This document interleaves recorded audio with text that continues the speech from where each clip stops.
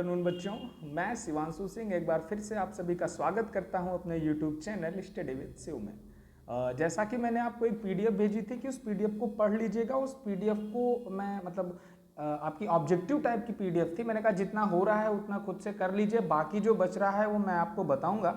और उसी पीडीएफ को लेकर चलिए पढ़ाई स्टार्ट करते हैं। चैप्टर फर्स्ट आपका जो फ्रेंच रिवॉल्यूशन मैंने आपको पढ़ाया था उसी संबंधित आपकी ऑब्जेक्टिव क्वेश्चन है। ठीक है, इस ऑब्जेक्टिव क्वेश्चन से हम पूरा चैप्टर देखिए कैसे रिवाइज कर लेंगे। पूरा चैप्टर आपका इसी ऑब्जेक्टिव क्वेश्चन से रिवाइज हो जाएंगे। ठीक है, चलिए स्टार्ट करते हैं। जब सबसे पहला क्वेश्चन है आपका कि स्टॉर्मिंग ऑफ बास्टिल, मतलब आपको मैंने बताया स्टॉर्मिंग ऑफ बास्टिल या फिर इसे कह सकते हैं फ्रेंच रिवॉल्यूशन, कि फ्रेंच रिवॉल्यूशन कब स्टार्ट हो रहा है। तो फ्रेंच रिवॉल्यूशन मैंने 100 बार आपको बताया है कब स्टार्ट हो रहा है। तो 14 जुलाई 1789 से फ्रेंच रिवॉल्यूशन स्टार्ट हो रहा है, या फिर स्टॉर्मिंग ऑफ बास्टिल स्टार्ट हो रहा है। स्टॉर्मिंग ऑफ बास्टिल का मतलब है बास्टिल आपका एक किला था, उस किले को तोड़ फोड़ करके फ्रेंच रिवॉल्यूशन वहीं से स्टार्ट माना जाता है जब उस किले को वहां के लोगों के द्वारा तोड़ा गया था। ठीक, चैप्टर की शुरुआत की थी तो मैंने कहा था अगर चैप्टर में आप देख रहे हैं तो आप फ्रेंच रिवॉल्यूशन की बात कर रहे हैं। मैंने कहा अगर रिवॉल्यूशन का मतलब है, रिवॉल्यूशन का मतलब है कि वहां की जब सोसाइटी कोई चेंज चाह रही होती है तो उसे ही रिवॉल्यूशन कहा जाता है। और उसके आगे जब हम पढ़े तो हमने कहा फ्रेंच रिवॉल्यूशन स्टार्ट हो रहा है आपका 14 जुलाई 1789। कहां पर हो रहा है? तो फ्रांस में हो रहा है। और फ्रांस में उस समय रूलर कौन था? तो रूलर का मैंने आपको नाम बताया। रूलर कौन है? आपके लुइस 16 रूलर का नाम है। उसके मैंने कहा रूलर किसी ना किसी डायनेस्टी से बिलोंग करता होगा था, तो ये बिलोंग कर रहा है आपका बर्बन डायनेस्टी से। ठीक, तो इतनी सब चीजें मैंने शुरुआत में आपको बताई थी, तो उसी को फिर से आपने रिवाइज कर लिया कि सबसे पहले फ्रेंच रिवॉल्यूशन स्टार्ट कब हो रहा है? तो 14 जुलाई 1789 को। उसके बाद रिवॉल्यूशन फ्रांस में हो रहा है, तो वहां पर रूल कौन कर रहा था उतने समय? तो रूल कर रहा था आपका लुइस 16। और जो लुइस 16 है वो किस डायनेस्टी से बिलोंग करता है? तो लुइस 16 बिलोंग करता है आपका बर्बन डायनेस्टी से। ठीक है, इतना आपने रिवाइज कर लिया। चलिए नेक्स्ट क्वेश्चन पे चलते हैं। नेक्स्ट क्वेश्चन है आपका कि जो बास्टिल का फोर्ट था, ये बास्टिल क्या है? ये बास्टिल फोर्ट है। फोर्ट का मतलब किला है। अब ये किला जो था वो किस लिए जाना जाता था? तो बास्टिल का फिलहाल सिंबलाइज्ड का मतलब किस लिए जाना जाता था? तो पहला ऑप्शन है बिनोवेलेंस ऑफ द किंग। बिनोवेलेंस का मतलब होता है हितकारी। मतलब क्या किंग के लिए बनाया गया था? तो बिल्कुल नहीं। Despotic power of the king, despotic का मतलब होता है अनकंट्रोल्ड, तो uncontrolled power of the king, armed might of France और प्रेस्टीज एंड पावर। तो बास्टिल का किला बेसिकली बनाया गया था वहां पर जो लोग ऐसे थे जिनको प्रिजन में रखना होता था, मतलब जेल में रखना होता था। एज अ जेल बास्टिल का फोर्ट काम कर रहा था। तो जेल कैसे कर रहा था? इसका मतलब है डिस्पोटिक, मतलब ये दिखा रहा है कि वहां का जो रूलर है उसके पास जो पावर है वो अनकंट्रोल्ड पावर है। ठीक है, उसके बाद नेक्स्ट क्वेश्चन पे चलते हैं। आपका है 18th century French society was divided into. तो मैंने बताया कितने स्टेट्स में डिवाइड थी? आपकी 3 स्टेट्स में डिवाइड थी। तीनों स्टेट्स के मैंने नाम बताए हैं। पहला स्टेट, फर्स्ट स्टेट जो था वो किससे संबंधित था? तो फर्स्ट स्टेट में रहते थे लोग जो थे क्लर्गी। फिर मैंने सेकंड स्टेट के बारे में बताया है। कहा सेकंड स्टेट जो संबंधित था वो था आपका यहाँ नोबल्स से, मतलब ऐसे लोग जो अमीर लोग थे फ्रांस के, जिनके पास लैंड्स बहुत ज्यादा थे, उनसे संबंधित था। और जो थर्ड स्टेट था तो मैंने कहा थर्ड स्टेट में आपके कौन आ रहे हैं? पीजेंट्स आ रहे हैं, वर्कर्स आ रहे हैं, ट्रेडर्स आ रहे हैं, मतलब जो ट्रेड करते हैं, व्यापार करते हैं, मर्चेंट्स कह सकते हैं उन्हें, मर्चेंट्स आ रहे हैं। ठीक है, लॉयर्स आ रहे हैं, गवर्नमेंट एम्प्लॉय आ रहे हैं। तो मतलब बाकी क्लर्गी और नोबिलिटी को छोड़ दीजिए, बाकी जितने लोग बसते हैं वो सब फ्रांस की थर्ड सोसाइटी से, थर्ड स्टेट से बिलोंग करते थे। क्लर्गी कौन है? तो मैंने आपको बताया क्लर्गी जो ऐसे लोग जो चर्च में काम करते हैं एज अ पादरी या फिर कोई भी काम कर रहे हैं वो क्लर्गी कहलाते थे। नोबल्स कौन थे? नोबल्स वे थे जिन्हें मतलब जिन्हें क्या कह सकते हैं, जिनके पास बहुत सारी प्रॉपर्टी थी, या वहां के अमीर लोग जो थे वो आपके क्या कहलाते थे? आपके नोबल्स कहलाते थे। लैंड्स की बात करेंगे, जमीन 60% जो लैंड्स थी वो इन दोनों के पास थी। पर अगर पॉपुलेशन की बात करेंगे तो पॉपुलेशन 90% जो थी वो थर्ड स्टेट की थी। यही तो कारण था रिवॉल्यूशन का। ठीक है, चलिए आगे बढ़ते हैं नेक्स्ट क्वेश्चन पे। नेक्स्ट क्वेश्चन है which of the following constitutes the privileged class, मतलब कौन ये प्रिविलेज्ड क्लास के बारे में बताता है? प्रिविलेज का मतलब मैंने आपको बताया कि विशेष अधिकार। जैसे विशेष अधिकार कैसे मिले थे? जैसे आपको टैक्स नहीं देना होगा, ये आपका विशेष अधिकार है। आपका राजा का बेटा राजा बनेगा, ये विशेष अधिकार है। जो चर्च में काम कर रहे हैं उनके घर वाले चर्च एज अ क्लर्गी गिने जाएंगे, तो ये क्या है, विशेष अधिकार है। तो कौन विशेष अधिकार के बारे में जाना जाता था, तो वहां पर कौन था, किनको किनको विशेष अधिकार प्राप्त था, तो मैंने कहा सबसे पहले क्लर्गी को प्राप्त था, पीजेंट्स को प्राप्त था नहीं, पीजेंट्स और नोबिलिटी को तो प्राप्त था पर पीजेंट्स को नहीं प्राप्त था। First and third class, first को तो प्राप्त था पर थर्ड को नहीं प्राप्त था। तो लास्ट जो बचा क्लर्गी और नोबिलिटी, मतलब फर्स्ट स्टेट और सेकेंड स्टेट, इन दोनों को प्रिविलेजेस वहां पर प्राप्त थे, विशेष अधिकार प्राप्त थे। ठीक है, चैट्स आगे बढ़ेंगे इसमें।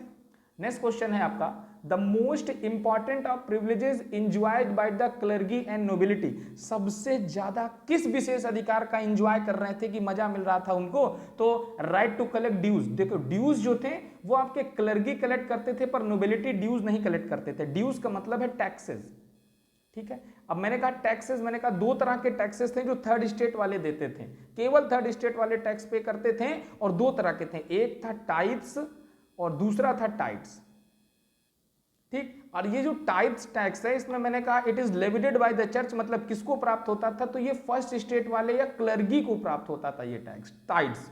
ठीक है, और जो टाइट्स था ये थर्ड स्टेट वाले सीधे किसको देते थे, गवर्नमेंट को देते थे या स्टेट को देते थे, या फिर कह सकते हैं वहां का जो राजा था उसको देते थे। ठीक है, तो पर टैक्स केवल कौन दे रहे हैं, तो ये टैक्स केवल दे रहे हैं थर्ड स्टेट वाले, बाकी फर्स्ट और सेकंड स्टेट वालों को टैक्स से क्या था, एग्जम्पशन मिला हुआ था। तो क्या था, वही क्वेश्चन कह रहा है कैसा प्रिविलेज था, तो ओनरशिप ऑफ लैंड नहीं था, पार्टिसिपेशन इन वार्स नहीं था, exemption from taxes to the state, मतलब स्टेट के जो जितने भी टैक्सेस है वो उनको क्या है, नहीं देने पड़ेंगे, और यही का तो मजा उठा रहे थे आपके फर्स्ट स्टेट और सेकंड स्टेट वाले। ठीक है, चलिए आगे बढ़ते हैं नेक्स्ट क्वेश्चन पे।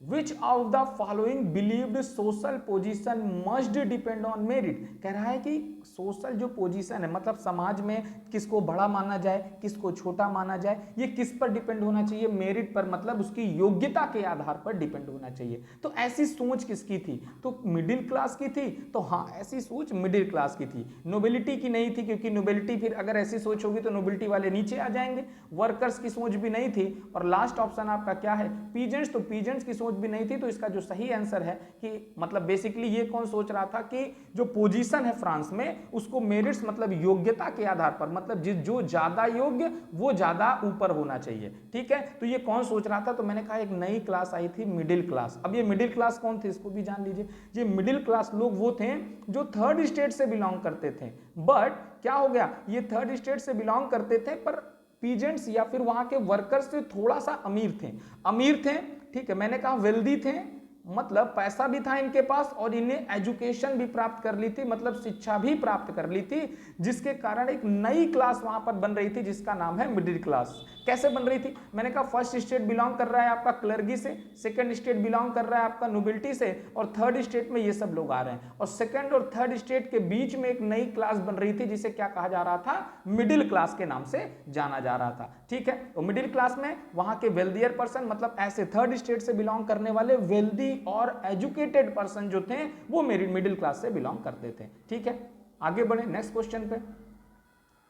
नेक्स्ट क्वेश्चन है आपका, society based on freedom equal laws and opportunity was advocated by, मतलब एक सोसाइटी, एक समाज कैसा होना चाहिए, समाज जो होना चाहिए फ्रीडम मतलब आपको आज़ादी होनी चाहिए, सभी के लिए बराबर लॉज होने चाहिए और सभी को इक्वल अपॉर्चुनिटीज मिलनी चाहिए, तो ये किसके द्वारा कहा गया। ठीक, तो middle class and people of the third state कहा गया था, पर एकदम सही ऑप्शन नहीं है, क्लर्गी नोबेलिटी तो ऐसा कहेंगे ही नहीं कभी। Philosopher such as John Locke and Rousseau, तो यही मेन था जिनके द्वारा ये फ्रीडम के बारे में, इक्वल लॉ और इक्वल अपॉर्चुनिटी के बारे में कहा गया था। ठीक है, बाकी इन्हें आपने पढ़ा नहीं है, तो आपने जॉन लॉक और रूसो के बारे में पढ़ा। मैंने आपको बताया जॉन लॉक आपके क्या है, फिलोसफर्स हैं। फिलोसफर्स कौन होते हैं, जो बेसिकली क्या करते हैं, दर्शन करके चीजों के बारे में ज्ञान बटोर कर उसको एक किताबों में लिखते हैं। तो जॉन लॉक के द्वारा एक किताब लिखी गई थी जिसका नाम था टू ट्रीटीज ऑफ गवर्नमेंट। क्या नाम था, तो क्या नाम था टू ट्रीटीज ऑफ गवर्नमेंट। याद रखिएगा, जॉन लॉक के द्वारा जो लिखी गई बुक उसका नाम था टू ट्रीटीज ऑफ गवर्नमेंट, और इसमें डॉक्ट्रिन ऑफ डिवाइन के बारे में बताया गया। डॉक्ट्रिन ऑफ डिवाइन का मतलब है परमात्मा के सिद्धांत के बारे में बताया गया है। ठीक है, तो ये भी दिमाग में रखना है कि जॉन लॉक ने कौन सी बुक लिखी है, टू ट्रीटीज ऑफ गवर्नमेंट। तो रूसो की भी तो एक बुक आपको एक बुक बताई है जिसका नाम है द सोशल कॉन्ट्रैक्ट। ठीक है, क्या नाम है, द सोशल कॉन्ट्रैक्ट। और इसमें क्या बताया गया है, इसमें बताया गया है कि जो गवर्नमेंट होनी चाहिए, ठीक है, वो साझेदारी की गवर्नमेंट होनी चाहिए, मतलब कि हमारे द्वारा बनाई गई गवर्नमेंट होनी चाहिए, मतलब हम लोग जिसको चाहें वो उन पर रूल करे, ना कि अपने मन से जो कोई भी रूल करने आ जाए। ठीक है, तो ये दोनों बुक के बारे में याद रखिएगा। आगे बढ़ते हैं नेक्स्ट क्वेश्चन पर। नेक्स्ट क्वेश्चन है which of the following refuted the doctrine of divine and absolute right, मतलब किसके द्वारा तो जैसा कि मैंने कहा विच of the following refuted the doctrine of divine and absolute right, मतलब अभी मैंने आपको इससे पहले क्वेश्चन में बताया कि डॉक्ट्रिन ऑफ डिवाइन मतलब परमात्मा के सिद्धांत के बारे में किसने बताया है, तो परमात्मा का सिद्धांत देने का काम कर रहे हैं आपके कौन, जिनका नाम है जॉन लॉक। और जॉन लॉक की बुक बताया है टू ट्रीटीज ऑफ गवर्नमेंट, याद रखिएगा, टू ट्रीटीज ऑफ गवर्नमेंट। उसके बाद नेक्स्ट क्वेश्चन है who advocated government based on social contract, ये भी अभी आपको बताया किसने सोशल कॉन्ट्रैक्ट पर गवर्नमेंट होनी चाहिए इसके बारे में बताया। तो सोशल कॉन्ट्रैक्ट पर गवर्नमेंट होनी चाहिए इसके बारे में कौन बता रहे हैं, आपके बता रहे हैं जीन जैक रूसो। तो यहां से मैंने 3 बुक बताई थी, मैंने पहला नाम बताया जॉन लॉक का, और जॉन लॉक से जो बुक बताई उसका नाम था टू ट्रीटीज ऑफ गवर्नमेंट, जिसमें डॉक्ट्रिन ऑफ डिवाइन के बारे में बताया मैंने। उसके बाद दूसरी अगर बात करेंगे तो बुक दूसरे जो आपके फिलोसफर्स थे उनका नाम था रूसो।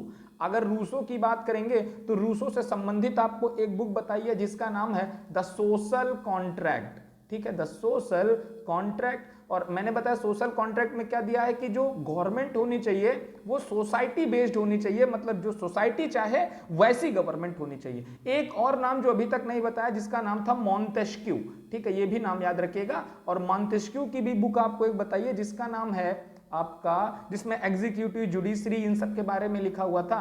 तो मॉन्टेस्क्यू की बुक का नाम है the spirit of laws, the spirit of laws. तो ये तीनों बुक के नाम देखिए, पहली है two treatises of government John Locke की, रूसो की बुक है द सोशल कॉन्ट्रैक्ट, मॉन्टेस्क्यू की बुक है द स्पिरिट ऑफ लॉज। और इसमें क्या है, तो इसमें आपके 3 गवर्नमेंट के जो ऑर्गन्स हैं, एग्जीक्यूटिव, जुडिशरी और आपका लेजिस्लेटिव, इनके बारे में बताया गया है कि ये कैसी होनी चाहिए। ठीक है, तो ये तीनों बुक आपको दिमाग में रखनी है। आगे बढ़ते हैं, देखिए division of power within the government was put forth in, मतलब पावर का डिवीजन होना चाहिए गवर्नमेंट में। तो ये किस में लिखा हुआ है, तो मैंने अभी आपको बताया पावर, गवर्नमेंट में पावर का डिवीजन मतलब पावर एग्जीक्यूटिव के पास अलग पावर, जुडिशरी के पास अलग पावर और आपकी लेजिस्लेटिव के पास अलग पावर। ये किस बुक में बताया गया है, तो ये कौन सी बुक है, द स्पिरिट ऑफ लॉज। कौन लिख रहा है, तो इस बुक को लिखने का काम कर रहे हैं मॉन्टेस्क्यू। ठीक है, तो ये भी नाम आप दिमाग में रखेंगे। उसके बाद नेक्स्ट क्वेश्चन पर चलते हैं,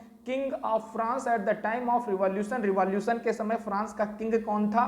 अरे ये तो बड़ा गड़बड़ हो गया, 16 क्या होता है, 16 ये होता है कि ये 16 होता है, ठीक है, मेरी समझ से ये 16 होता है, ठीक है, थोड़ा सा रोमन न्यूमेरिक डिजीज में थोड़ा सा प्रॉब्लम होती है।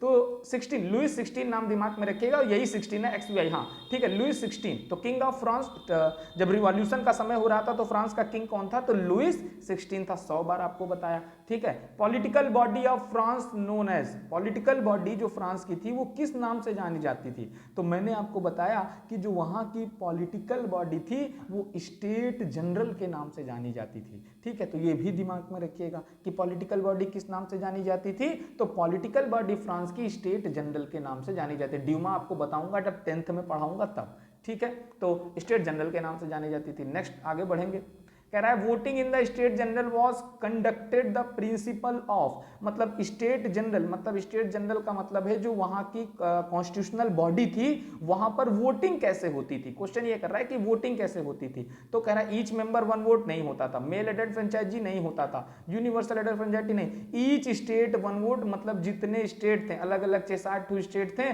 और हर स्टेट का 1 वोट काउंट होता था। तो इसी कारण दिक्कत होती थी कि वहां पर पॉलिटिकल स्टेबिलिटी नहीं हो पाती थी। ठीक है, आगे बढ़ते हैं, where did the third state from, मतलब थर्ड स्टेट कहां से है, and announce the national assembly, मतलब थर्ड स्टेट ने अपनी नेशनल असेंबली के बारे में कहां से अनाउंस किया था, तो विंटर पैलेस से अनाउंस किया था। तो ये नहीं, विंटर पैलेस से नहीं अनाउंस किया था, आपका इंडो टेनिस के हॉल ऑफ मिरर से आपने किया था, ठीक है। ये क्वेश्चन आप सर्च करिएगा, इस क्वेश्चन के बारे में एक बार और आप सर्च करिएगा, इसके बारे में मैं आपको और बताऊंगा, पर आप भी सर्च करिएगा और इसका आंसर मुझे आप कमेंट बॉक्स में दीजिएगा कि थर्ड स्टेट जहां से अनाउंस की गई थी नेशनल असेंबली के बारे में वो कहां थी, ठीक है। तो ये दिमाग में रखिएगा, ये क्वेश्चन अभी आपको मुझे आंसर करना है, ठीक। आगे बढ़ते हैं, next question. Member of the third state were led by, जो थर्ड स्टेट के मेंबर्स थे इनको लीड कौन कर रहा था, इनको आगे कौन बढ़ा रहा था, तो क्या लुईस 16 थे, लुईस 16 मैरिन एंटोनियो इनकी वाइफ का नाम है, तो ये तो हो ही नहीं सकते। लेनिन एंड केरेंस्की ये भी नहीं हो सकते। मिराबो ये इसका नाम ही नहीं सुना। रूसो एंड वॉल्टेयर, ठीक है, याद रखिएगा, रूसो एंड वॉल्टेयर एक फिलोसफर्स थे और इन्हीं के द्वारा थर्ड स्टेट वाले लोगों का जो रिवॉल्यूशन था वो आगे बढ़ाया गया, ठीक है। आगे बढ़ते हैं, next question. Which of the following was the main objective of the Constitution 1791? तो मैंने आपको क्या बताया, मैंने कहा आपको डेट्स भी याद रखनी है, जैसे आपको 14 जुलाई 1789 याद रखना है। तो इस दिन आपका रिवॉल्यूशन स्टार्ट हो रहा, मतलब बेस्टिल आपका तोड़ा जा रहा है, फोर्ट ऑफ बेस्टिल। उसके बाद 1789 के बाद आप सीधे आएंगे 1791 में, तो कॉन्स्टिट्यूशन आपका बन रहा है, अभी लागू नहीं हो रहा है, ठीक है। जब लागू होगा तो रिपब्लिक कहा जाएगा। और 1792 में फ्रांस क्या होता है, अपने आप को रिपब्लिक घोषित कर लेता है। रिपब्लिक का मतलब है कि वहां पर कॉन्स्टिट्यूशन लागू हो गया है, ठीक है। तो मैंने आपको बताया कि अगर कहीं भी कॉन्स्टिट्यूशन लागू हो रहा है, ठीक, तो इसका मतलब है वो रिपब्लिक ही जाना जाएगा। जैसे हमारा देश, हमारे यहाँ 26 जनवरी 1950 को कॉन्स्टिट्यूशन लागू हुआ था, इसलिए 26 जनवरी को एज अ रिपब्लिक डे हमारे यहाँ मनाया जाता है, ठीक है। तो क्वेश्चन क्या कह रहा है आपका, to limit the power of the king, constitution क्यों बनता है, तो ऑब्वियस सी बात है, मैंने कहा कॉन्स्टिट्यूशन पावर के जो किंग मतलब जो राजा है उसके पास अनकंट्रोल्ड पावर है, उसको लिमिटेड करने के लिए, मतलब कहीं ना कहीं उसके पास जितनी पावर है वो उसको लिमिटेड किया जाए कि उसको सब नहीं, कि मैंने कहा ना कि चेहरा देखा अच्छे नहीं लगे तो कहीं इसको खत्म करो, इसका सेवा समाप्त करो, तो ऐसा नहीं है, ठीक है। हर सजा के अनुसार, मतलब हर कार्य के अनुसार सजा होनी चाहिए, जो अनलिमिटेड पावर है इसको खत्म किया जाएगा। तो कॉन्स्टिट्यूशन इसीलिए बनता है कि राजा की पावर को खत्म किया जाए, ठीक है। आगे बढ़ते हैं। अब मैंने आपको लगभग, आप पेज नंबर, आपकी किताब में पेज नंबर 12-13 पे आप चेक करिएगा, ठीक है, 12 और 13 पेज नंबर पे चेक करिएगा, तो आपको ये जो मैं क्वेश्चन बताने जा रहा हूं इसके बारे में मिलेगा। अब ब्रोकन चेन सिंपलाइज्ड, ये फ्रांस में ना एक्चुअली हो क्या रहा था, फ्रांस में अब तस्वीरों के द्वारा लोगों को समझाया जा रहा था, ठीक है। तो अब ब्रोकन चेन मतलब एक टूटी हुई चेन है, वो किस लिए होती है, तो chain used by Fetter slaves, strength lies in unity, royal power, act of becoming free, मतलब टूटी हुई चेन किसको बता रही है कि हम फ्री हो रहे हैं, तो यही एक सिंबल था, ठीक है। टूटी मतलब चेन बंधे हुए थे, अब चेन टूट गई, इसका मतलब है कि कहीं ना कहीं हम फ्री होने वाले हैं। तो ये आप पेज नंबर आपको लगभग 6-7 सिंबल मिल जाएंगे और उन सिंबल का अलग अलग मतलब होता है, ठीक है, उनको आप जाकर देखिएगा, कभी कभी पूछ लिया जाता है आपके यहाँ पेपर में, ठीक। उसके बाद द विंग्ड ओमेन पर्सोनिफाइड, जो विंग्ड ओमेन है, विंग्ड का मतलब है कि एक ऐसी ओमेन है जो मतलब ऐसे पर उसके बने हुए उड़ रही है, ठीक है। विंग्ड ओमेन की क्या कही जाएगी, नेशनल कलर ऑफ फ्रांस नहीं, नेशनल कलर ऑफ फ्रांस तो आपका रेड ब्लू व्हाइट है, ठीक है।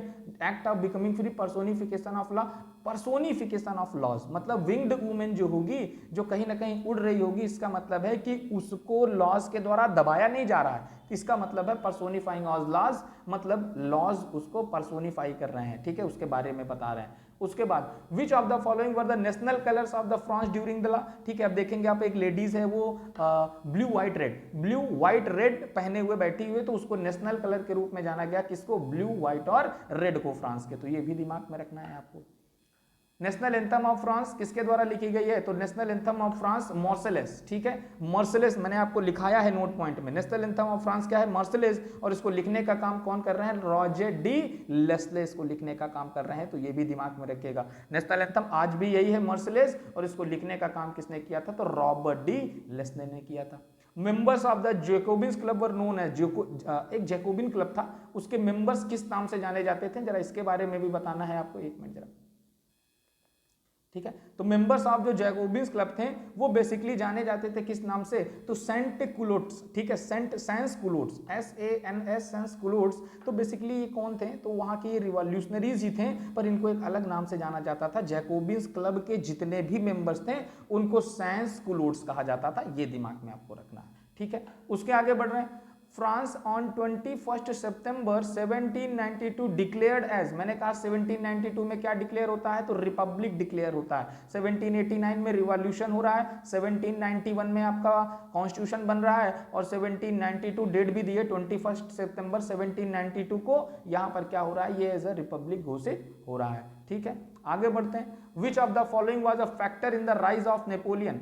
लास्ट एकदम चैप्टर जब आ रहा था तो मैंने आपको बताया राइज ऑफ नेपोलियन, तो मैंने एक सीरियल से बनाया। सबसे पहले आपको बताया कि 1789 में क्या हो रहा है, रिवॉल्यूशन हो रहा है, उसके बाद 1791 में कॉन्स्टिट्यूशन बन रहा है, उसके बाद 1792 में आपका रिपब्लिक हो रहा है, फिर मैंने कहा फिर वहां पर एक जैकोबिन्स क्लब रूल करने आता है, फिर उसके बाद रेन ऑफ टेरर, मतलब आपको रॉबर्सपियरे का रूल देखने को मिलता है कि बहुत मतलब इसका जो समय था वो एकदम दहशत का समय था। उसके बाद इसको हटाकर डायरेक्टरी आती है, ठीक है, और जब पॉलिटिकल इनस्टेबिलिटी देखने को मिलती है, मतलब जब डायरेक्टरी का मतलब है कि डायरेक्टरी में कई सारे लोग थे, ठीक है, और जब कई सारे लोग थे तो सब राजा बनना चाहते थे, जो पॉलिटिकल इनस्टेबिलिटी हुई जिसके कारण नेपोलियन क्या आता है, फ्रांस पर रूल करने आता है। ठीक है, तो याद रखिएगा। French legacy to the world, जो फ्रेंच है वो बेसिकली क्या मतलब, जैसे सबसे पहला मैंने कहा रिवॉल्यूशन जो हो रहा है, फ्रेंच रिवॉल्यूशन हो रहा है। अब रिवॉल्यूशन से क्या क्या, लिबर्टी निकल के आया, फ्रीडम निकल के आया और इक्वलिटी निकल के आया। तो सबसे जरूरी जो फ्रेंच रिवॉल्यूशन से निकल कर चीजें आती हैं वो लिबर्टी, फ्रीडम और इक्वलिटी के बारे में हम बात करते हैं। उसके बाद in the context of France, In the context of France, the volunteers from Marseille sang Marseillaise, ये Marseillaise नेशनल एंथम है, patriotic song when the March into Paris. Who composed this song, अभी आपको बताया है कि रॉजर डी लेस्ले के द्वारा इस सॉन्ग को कंपोज किया गया है। ठीक है, what did the red cap want the saint, मैंने कहा ना सेंट क्लोड कौन थे, तो जैकोबिन क्लब के मेंबर्स थे, ये रेड कैप पहनते थे। और इस रेड कैप का मतलब क्या होता है, तो इस रेड कैप का मतलब होता है इक्वलिटी। याद रखिएगा, रेड कैप का मतलब होता है नहीं सॉरी रेड कैप का मतलब होता है लिबर्टी। ठीक है, याद रखिएगा, रेड कैप का मतलब होता है लिबर्टी, इक्वलिटी नहीं। ठीक है,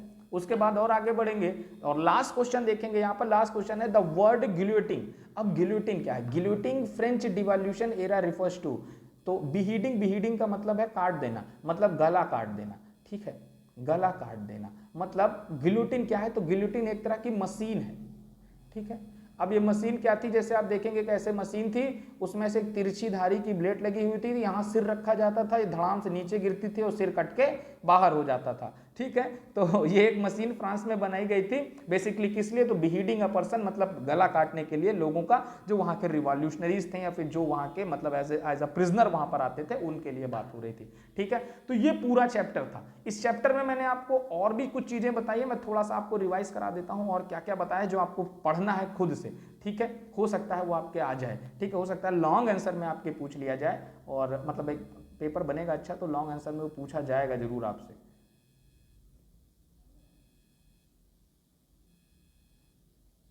ठीक है, जब ये चैप्टर स्टार्ट किया तो चैप्टर का नाम था फ्रेंच रिवॉल्यूशन। मैंने सभी चीजें बताई, कब स्टार्ट हो रहा है, तो 14 जुलाई 1789 को स्टार्ट हो रहा है। उसके बाद दूसरी चीज बताई कि कौन था रूलर, तो रूलर था लुइस 16।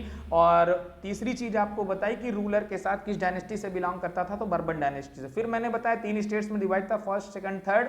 फर्स्ट से बिलोंग करते थे क्लर्गी, सेकंड से बिलोंग करते थे नोबेलिटी, और थर्ड से बिलोंग करते थे वहां के पीजेंट्स, वर्कर्स, ये सब लोग। ठीक है, बीच में क्वेश्चन आता था कि ऐसा ये रिवॉल्यूशन का कारण क्यों हुआ। ठीक है, एक लॉन्ग आंसर मैंने आपको लिखवाया है कि ये फ्रेंच रिवॉल्यूशन आखिर होता क्यों है। तो ये फ्रेंच रिवॉल्यूशन होने के पीछे मैंने 4 रीजंस आपको बताए हैं। पहला रीजन बताया है सोशल इनइक्वालिटी। सोशल इनइक्वालिटी में आपको क्या लिखना है, तो मैंने कहा समाज में इनइक्वालिटी थी, दैट मीन्स समाज 3 स्टेट्स में डिवाइड था। ठीक है, फर्स्ट, सेकंड और थर्ड, ये लिखना है इसमें। उसके बाद दूसरे नंबर पे मैंने आपको बताया सबसिस्टेंस क्राइसिस। सबसिस्टेंस क्राइसिस के बारे में मतलब आपका एक आपदा आ गई थी। सबसिस्टेंस क्राइसिस का मतलब है भूखमरी आ गई थी। क्यों, क्योंकि प्राइस जो था, जो ब्रेड का प्राइस था वो बहुत ज्यादा बढ़ गया था, जिसके कारण क्या होता है वहां पर सबसिस्टेंस क्राइसिस देखने को मिलता है। तीसरे नंबर पे बात करेंगे इकोनॉमिक प्रॉब्लम। मैंने आपको बताया कि रिवॉल्यूशन क्यों हो रहा है, तो सोशल इनइक्वालिटी थी, सबसिस्टेंस क्राइसिस आया था। इकोनॉमिक प्रॉब्लम में मैंने आपको बताया कि 7 साल तक बेचारा लड़ रहा था किससे, अब ब्रिटेन से, जिसके कारण जितने भी इसके पास राजकोष था सब खत्म हो गया। खत्म हो जाने के कारण वहां पर इकोनॉमिक प्रॉब्लम आई, जिसके कारण इसको टैक्स को बढ़ाना पड़ा। उसके बाद last the strong middle class, ठीक है। तो और मिडिल क्लास का मतलब है ऐसे लोग जो अब वेल्दी हो रहे थे, एजुकेटेड हो रहे थे और कहीं ना कहीं देश में जो भी चीजें इनइक्वालिटी से हैं उस पर आवाज उठा रहे थे। तो ये 4 रीजंस थे रिवॉल्यूशन होने के, ठीक है। तो ये भी याद रखिएगा। तो बस इस चैप्टर में आपको इतना ही। अभी आपका पेपर जब है, अभी समय है आपके पेपर में, तो इसके बाद में सेकंड चैप्टर की ज्योग्राफी और थर्ड चैप्टर और सेकंड चैप्टर की ज्योग्राफी मैं आपको बता दूंगा। ज्योग्राफी तो मैं आपको वैसे ही किताब से ही पढ़ा दूंगा पूरी, वो आपको समझ में आ जाएगी मुझे पता है। और बाकी चीजें मैं धीरे धीरे पढ़ाता रहूंगा, 6 से पहले मैं पूरा कंप्लीट कर दूंगा। चलिए ठीक है। और जो क्वेश्चन पूछा उसका कमेंट में आंसर जरूर दीजिएगा, ठीक। चलिए अच्छे से पढ़ाई करिए सभी।